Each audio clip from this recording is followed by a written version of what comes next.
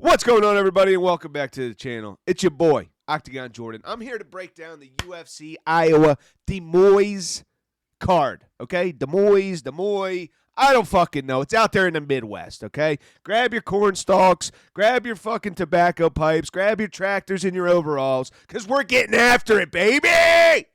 I got 2 Bud Light Platinum Seltzers here, and both of them got to go by the end of this episode. I don't got much time. It's hot as a donkey dick as well. I'm sweating. I got my Juice World tank. And if you guys stay to the end of the episode, you're going to get to see me take a disgusting shot of this gross liqueur that I've had on my shelf for the last few months. Why? I have no idea. Obviously, this card's headlined by Davison Dustageha Figueiredo and Corey the Sandman Sandhagen. And I'm going to break down that fight in its entirety. I'm going to give you my picks, the Oct J parlay, everything that you guys have been fucking craving for the last 3 weeks. Like, we got the Dracus Duplessis news, International Fight Week, who Ilia Topuria is going to fight. I'm going to get into everything, okay? Sorry I've been absent. But before that, I want to talk about this fucking just mud wrestling, Gerald Mearshart, sloppy, one championship, fucking Sean Woodson at middleweight lookalike, Reiner De Ridder. Look at this fucking cuck rocking the Iowa wrestling jersey. This guy is from Germany. Or what? Where the fuck is this guy from? He's definitely from Europe. He did not grow up in the United States. He's not even a wrestler. Okay, he's a jiu-jitsu specialist. And I'm not here to shit on Reiner De Ridder's resume. The guy's a beast. He won multiple championships at one championship, lost to Malakin a few times, came to the UFC, had a slop fest with Gerald Mearshart, old-ass, slow-ass Gerald Mearshart. And then he gets Kevin Holland, a layup, somebody who has zero submission defense, zero jiu-jitsu skills when he's the smaller guy, and he got a pretty much easy W there. But this blasphemy, I'm not going to put up with. Iowa wrestling, I get it. You know, you play to the main fan base. They're in Des Moines. You know, all these rednecks, all these overall wearing motherfuckers are probably going to eat this up. Oh, RDR, that's our guy. Well, you know what, RDR? You know what? Why don't you take a fucking little peek, a little flashback peek at old Oct J when I was in college? There we are. Nobody look at my Instagram handle, okay? Nobody follow me. That's not my last name. Okay? There we are, buddy. Soak it in, man. Fuck you. Iowa wrestling blows. Penn State wrestling for the dub, baby. Yeah, that's right. So take off that gross shirt, throw it away, and work on your striking a bit, all right? And stop being so goddamn awkward in the octagon. You got a weird body type. You've got the gargly fucking arms and the Sean Woodson pecs and the fuck. You need the Born Ready tattoo right on your stomach, and you'll look just like him. You know what I mean? Get a little tan, fake bake it up. You'll be the Italian, the European Sean Woodson. It's just ridiculous. Nobody follow me on Instagram, please. Let's get into the fight card. We got Corey Sandhagen versus Dustageha Figueiredo. Let me take some of this Bud Light Platinum.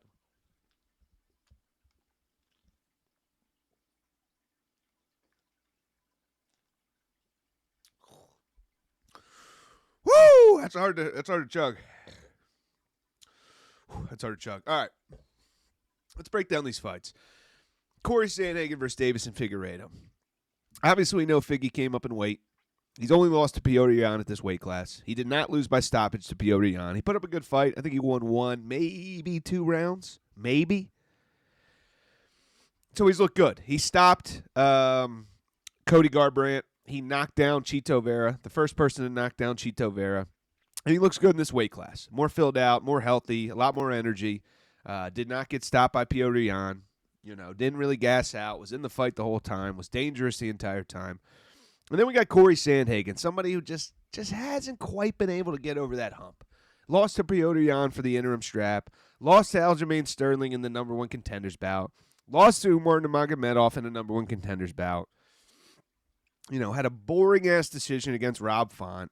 Had a boring-ass fight against, what's the fucking guy's name? Yeah, Chito Vera. Yeah, he dominated Chito Vera. But it was fucking boring. Okay? How I see this fight going, Corey Sandhagen is not going to KO Davison Figueiredo unless he hits him with that Frankie Edgar knee. Okay, well, it's possible. It's possible. It happened to Frankie Edgar. Maybe Deuce de Geha, goes for a takedown. Corey Sandhagen with the knee. Oh, my God, something unforeseen that we never expected. Possible. Other than that, Corey Sandhagen almost has zero power in his hands. I don't know if he's ever hurt anybody, wobbled anybody with a punch, but he has no power in his hands. His kicks, he's not going to high kick you. Yeah, I know he spinning heel kicked Marlon Moraes, but come on. Marlon Moraes is not Davison Figueiredo.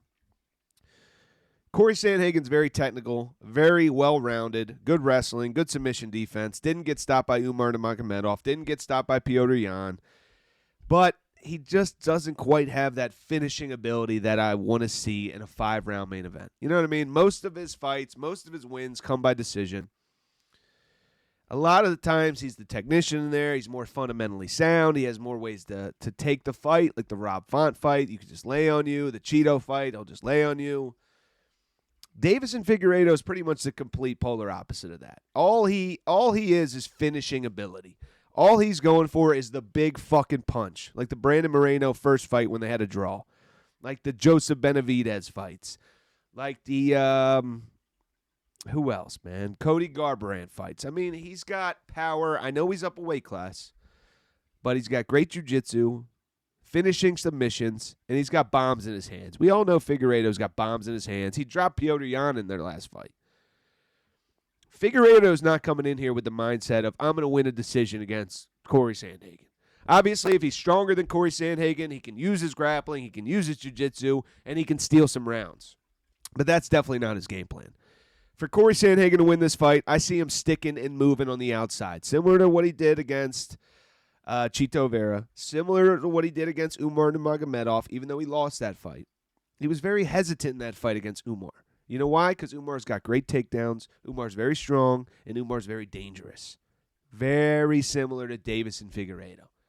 Figueiredo's great on the ground. He's got takedown ability. He's strong as an ox. He's got bombs in his hands. And that tends to make Corey Sandhagen a bit hesitant out there. So I see Corey Sandhagen sticking and moving, doing the Ian Gary versus Carlos Prates, doing this Sugar Sean O'Malley, pumping the jab, body shot and running around, leg kicks, staying fresh, trying to win points, trying to win rounds, and trying to bank rounds. I don't see Corey Sandhagen trying to take this to the ground. Why would he? Davison Figueiredo's got mean jiu-jitsu. Subbed out Alex Perez in 1 minute. And Alex Perez is actually pretty decent. Corey Sandhagen is going to be sticking. He's going to be moving. He's going to be trying to use his athleticism in there, and he's going to try to win a decision against Davison Figueiredo. I'm not buying it. I think if you got Figgy over 5 rounds, he's going to be too dangerous for Corey Sandhagen. He dropped Petr Yan in the 4th round. He had Petr Yan a little bit shook there. I don't want to say on skates because Petr Yan popped right back up.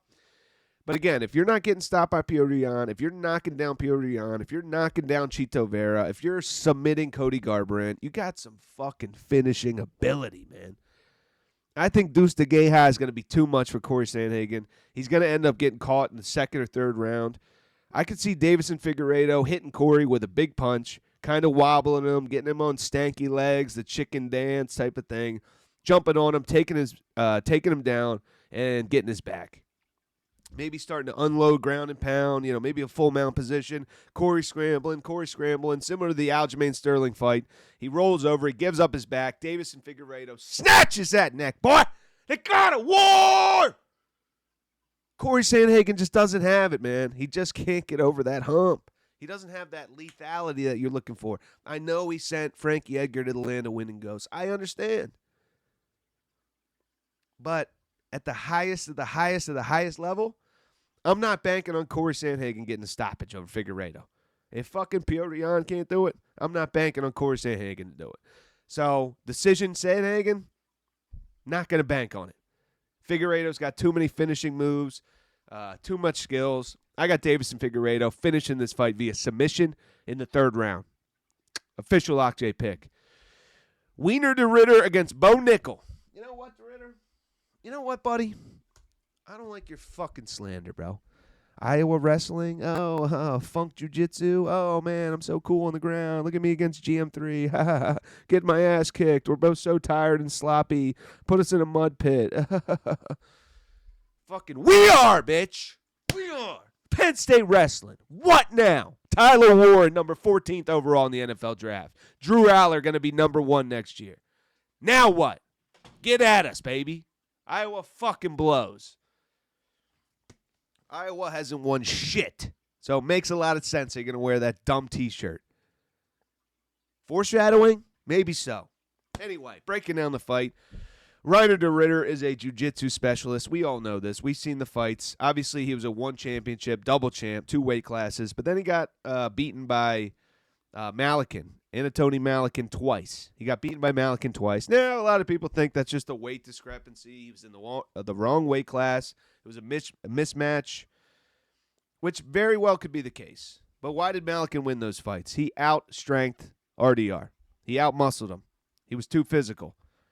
He was not going to get caught in any submissions. No arm triangles, head and arm chokes, arm bars, triangle. No. It wasn't going to happen to Malakin. He was too strong, and he bullied RDR in there. Now, I'm not saying Bo Nickal is similar to Malakin. He's not. He's smaller. He's not as physical. But Bo Nickal's a lot younger. Bo Nickal has a ton of experience when it comes to wrestling.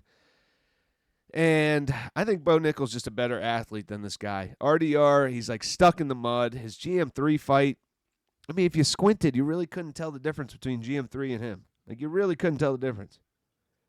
They were both moving slow. They were both grabbing each other with the overhooks and the collar ties and laying and flopping on the ground like 2 fish out of water. GM3 actually hurt RDR with a couple punches. RDR hurt GM3 right back. And it just looked like 2 guys on the same level, 2 sloppy old heads just slopping it out on the floor. And then GM3 got a little more tired than RDR did. That's what it came down to. Kevin Holland, I don't want to hear it. Kevin Holland has no grappling, especially at middleweight. He's a 170-er, and he's skinny as fuck. He's got a ton of limbs to snap. His neck's fucking tall. That was an awful matchup for Kevin Holland. RDR all the way. Bo Nickal's not going to do that. Bo Nickal had a grappling match with Gordon Ryan. Yeah, he got submitted in it, but he held his own for a while. He also grappled with Craig Jones. He does jiu-jitsu tournaments. Bo Nickal is a strong motherfucker. I know his last fight against Paul Craig left a little bit to be desired. I understand. I get it. He didn't want to go to the ground with Paul Craig. Why would you? I know, his number 1 weapon, his go-to move is the wrestling. But, hey, he made a good point. If he's going to work on the stand-up, if he's going to get caught in the stand-up and it's not going to get to the ground, why not do it against a guy like Paul Craig? Test yourself in the stand-up. How are you doing? How are you feeling? How comfortable are you out there?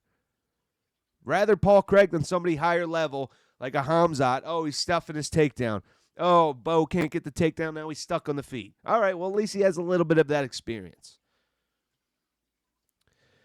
I think Bo's a lot faster than RDR. I think he's a lot more agile on the ground. I could see him being a little more flexible down there with the hip swivels, with the reversals. I know RDR's got some good submissions. He's a strong dude. He's a big dude. He fought at 205 over in 1 championship. But, yeah. No, we're going Penn State all day. Penn State always beats Iowa's fucking ass. RDR, you suck. And Iowa blows. So Des Moines, fuck off. We are, baby. We're going Bo Nickal. You know how I'm taking big game Bo? Big game Bo. Big fight Bo. Woo! I'm taking him by ground and pound stoppage. I think he full mounts RDR. RDR tries his fucking jiu-jitsu, his arm bars and his arm triangles and his fucking whatever the fuck. Twisters and fucking omoplatas and all that dumb shit. And then Bo Nickal's going to bully him like a little bitch boy in there. Throw his bitch ass on the mat. Full mount him. He's not going to be able to shuck off Bo Nickal. Too strong of hips. Too young. Too youthful. Too much energy. Too much athleticism. And Bo Nickal's going to rain down the fucking blows. Bo with the blows. Bah, bah, bah, bah. I think he concaves RDR's head into his skull. His nose will be obliterated. I got big game Bo by 3rd round TKO ground and pound. Maybe 2nd round. Who knows? Iowa sucks. Woo! I need a second after that one. Jeez, that was a money-ass breakdown, wasn't it, boys? Let me make sure everything's going proper here. Okay, we're back. All right, so we got Santiago Ponzinibbio against Daniel Rodriguez. I haven't given this one too much thought. They're both 38 years of age. They're both on the back nine. They're both over the hill. They're both one-dimensional. When do we see Ponzi grappling? We don't. He's 38 years of age. You think he wants to get out there and do a bunch of scrambles and transitions and blow out his knees and fuck up his arms and blow out his shoulders, fucking flopping around on the ground like Beneil Dariush against Carlos Diego Ferreira? No. D-Rod? You want to talk about one-dimensional? D-Rod. He's a boxer. He's strong. He's decent at takedown defense. And he's hard to finish. So, it's two old heads that don't want to grapple that are just going to bang it out. Santiago Ponzinibbio was losing to fucking Alex Morono before he got the TKO. He got KO'd by Kevin Holland. He hasn't looked that good since he came back from his 2 or 3 year layoff. He just hasn't. Low energy, not as much explosiveness, not as much finishing ability. Seems to be kind of complacent, just having a kickboxing battle, trying to win on points. I don't know what his strategy is in any fight. I really don't. I think he goes in there, he's like, fuck it, I'm going to kickbox, we'll see what happens. D-Rod, I trust his hands a little bit more than Ponzinibbio. I think he's got faster hands, more power, more KOs with the hands. I see this one being pretty much a boxing fight. Maybe Ponzinibbio will mix in a couple low kicks, a couple body kicks. Maybe go for one takedown in the first round. Maybe. If it goes to the second or third round, there's no takedowns being shot. I'll tell you that right the fuck now. So I just trust in D-Rod's hands a little bit more. I think he's faster. I think he's crisper with the boxing.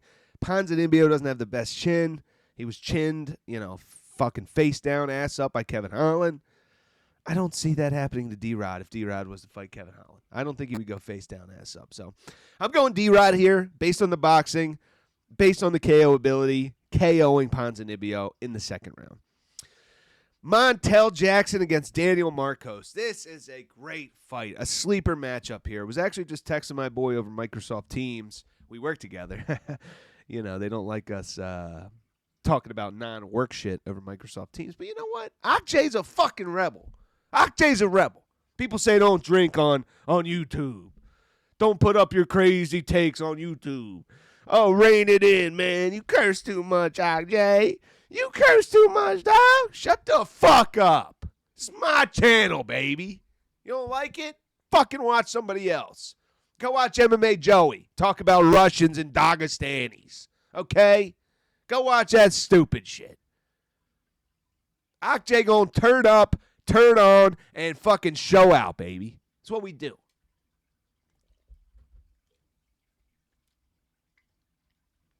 Montel Jackson is a sniper. This one's going to be a striker's delight. Daniel Marcos gets clipped. Not the best defense. In his last fight against Adrian Yanez, he got punched a bunch. Amazing chin on this guy, Marcos. Somehow he's winning these sneaky, questionable decisions against Davy Grant, Adrian Yanez. He's squeaking them out. I don't trust in his finishing ability. His chin is really good. He's got a granite chin. Okay.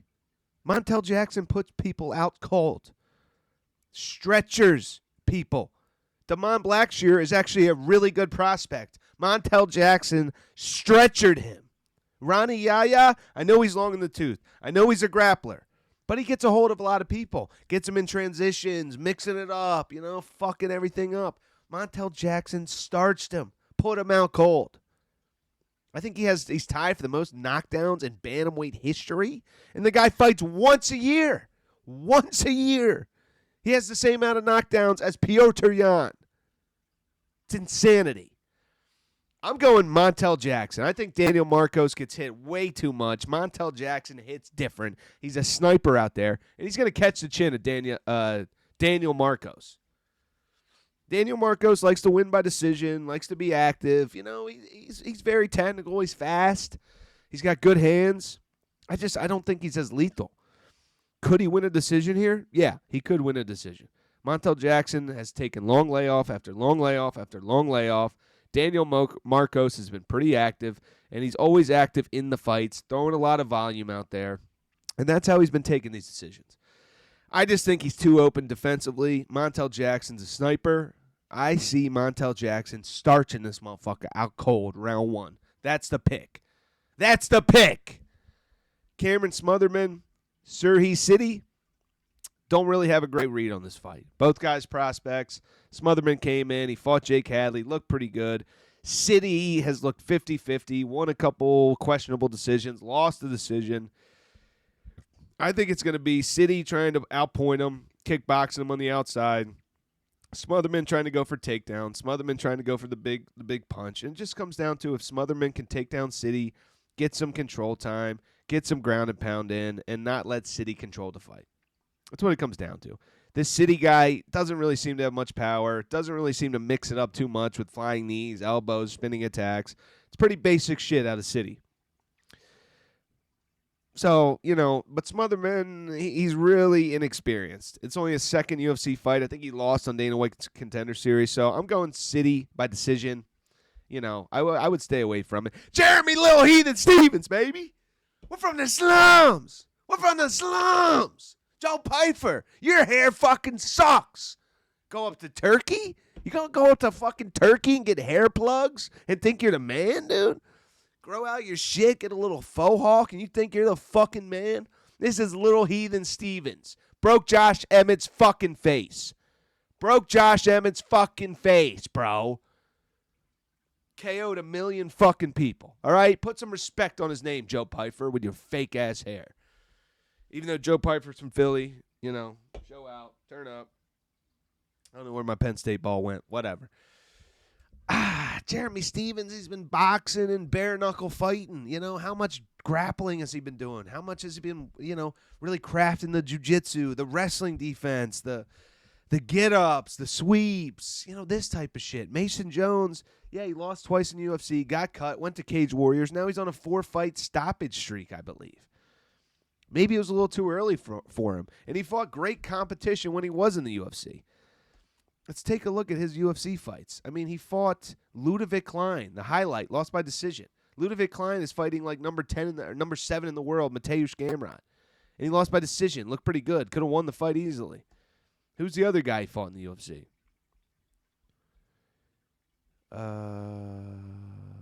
David Onama. Beat David Onama. Lost to Mike Davis. Mike Davis is a fucking beast. Alan Patrick. All right, that whatever. Eye poke or I don't know what happened. Accidental eye poke. Okay, whatever. David Onama. David Onama is ranked. Beat David Onama. Has a win over David Onama. Ludovic Klein. Like, look at this. So he gives him Mike Beast Boy Davis, David Onama, who's ranked, and Ludovic Klein, who's fighting number 7 in the world. Then he goes back to Cage Warriors. Win. Stoppage. I don't like this fight for Jeremy Stevens. Don't like it at all. I think he's going to be rusty with the grappling. I think he's going to be rusty with the wrestling. And he's too old, man. Mason Jones is going up. David Onama. Ludovic Klein. Mike Davis. Mike Davis is way more physical than Jeremy Stevens. When it comes to the grappling, the clinch work, dirty boxing, up against the fence. He's more physical. He's stronger. He's younger. Jeremy Stevens isn't going to want to put in all that work. Yeah, the BKFC was really, money for him. He can just clock Eddie Alvarez right in the jaw with one of his big bombs and break his jaw. Eddie can't shoot. Eddie can't go up against the fence, get him in the clinch, elbow. That's Jeremy Stevens' game. He's similar to Platinum Mike Perry. Not that good in the UFC, kind of washed out of the UFC and is making a name for himself in BKFC. I went to Knucklemania in Wells Fargo. I was rooting for Eddie Alvarez. Jeremy Stevens broke his fucking jaw. That's his shit. I don't think MMA at this point, 38 years of age, fighting a young buck like Mason Jones, who's on a hot streak, 4 wins, 3 stoppages, has a win over ranked David Onama. I don't see it for Jeremy Stevens. I mean, of course, he could land that big bomb. We know Jeremy Stevens has bombs in his hands. If it's going to be Jeremy Stevens, I would go round 1. He's not winning the decision. He's not winning a late stoppage. I would go round 1, Jeremy Stevens stoppage if you're betting on Jeremy Stevens. But I got to go Mason Jones here, money line.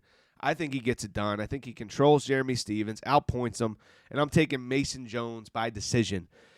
But the parlay, the Oct J parlay. I'm going Figueiredo by stoppage. I think he submits Corey Sandhagen. Could also knock him out. Figgy by stoppage. I'm going Bo Nickal by stoppage. Back on the hype train, baby. Back on the hype train, yeah. Stoppage. Ground and pound. Fuck off, wiener. And then we're going to the prelims. And we're taking Jillian Roberson over Marina Rodriguez. I think her grappling's too much. She's too strong. Rodriguez is long in the tooth. We've seen her get grappled a bunch. And I just like Jillian Roberson's odds in that one. Ryan Loder, Bakoev, that'll be a good one. Misha Tate on the prelims. Holy shit, how old is she? Good Lord. Bolaños, sloppy heavyweight matchup. Trevor Peake got hurt, god damn it. Decent little card. Oct J's back. Put in the parlay. Figgy by stoppage. Bo by stoppage. And Roberson to win. Let's make some fucking bread. It's hot as balls in here. I got to go take my dog and my cat to the fucking vet. I turned 30 on Tuesday, baby. I turned 30 on Tuesday. Any happy birthdays in the comments would be well appreciated. Thank you for watching the whole video. I turned 30. My youth is dead. All the fun I'm going to have in life is over. I got to be mature now. So we'll see, what Octagon J can bring post 30. I promised you guys a shot of this gross liqueur, so I'm going to do it for you. We are Penn State.